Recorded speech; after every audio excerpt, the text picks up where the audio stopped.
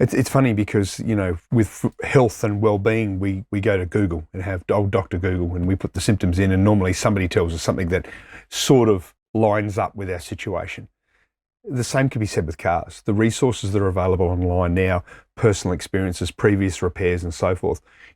My 2019 Prado is making a knocking noise from the rear end.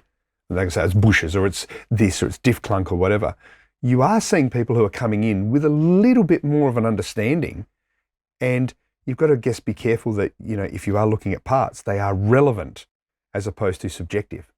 Well, and making sure that you're not taking that customer insight as fact. They're not trained, they're not perfect, and they might have looked up, a lot of that content comes from overseas where vehicle standards are slightly different. It might be called the same car, but the part's slightly different. We have different shocks for our vehicles because our roads are different to other countries. And so trusting what they're saying, hey, can you get me this part number? You still need to go through and verify and catalog and make sure that it's correct. Yeah.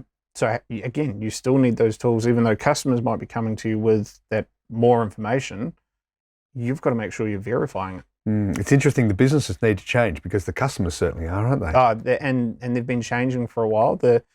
The mindful one I haven't seen yet was, we already saw this change pre-COVID. 27% of workshop customers preferred to deal with the business digitally.